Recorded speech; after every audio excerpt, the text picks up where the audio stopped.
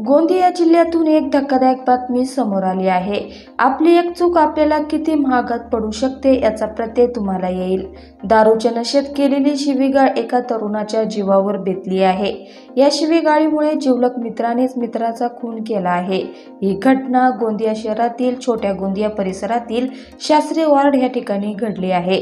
राहुल दिलीप बिसेन असं मृत तरुणाचे नाव आहे। सोनू सुनील भोयर असे आरोपीचे नाव आहे। मागील अनेक दिवसांपासून मित्र म्हणून वावरणारे सोनू सुनील भोयर आणि राहुल दिलीप बिसेन हे दोघेही घटनेच्या दिवशी छोट्या गोंदिया येथील लग्न समारंभात गेले होते। यावेळी दोघांनीही मद्यप्राशन केले होते। मित्र असले तरी त्या दोघांची काही वेळा शाब्दिक चकमक उडायची। या लग्न समारंभातही त्यांच्यात क्षुल्लक कारणावरून वाद झाला। या वादात राहुल बिसेन यांनी आरोपी प्रतीक भोयर याला शिवीगाळ केली आणि ही चूक त्याला महागात पडली। यानंतर लग्नात शिवीगाळ केली म्हणून रागात प्रतीकने थांब तुला पाहून घेतो अशी धमकी दिली। यानंतर तो लग्न मंडपाच्या बाहेर निघून गेला। त्याच्यानंतर काही वेळात राहुल बिसेन हा सुद्धा बाहेर गेला आणि पुन्हा त्या दोघात पुन्हा एकदा खटका उडाला। परिणामी प्रतीक भोयर याने राहुल बिसेनच्या पोटावर, छातीवर आणि शरीरावर धारदार चाकूने वार करून त्याचा खून केला। या सगळ्या प्रकारामुळे परिसरात एकच खळबळ उडाली।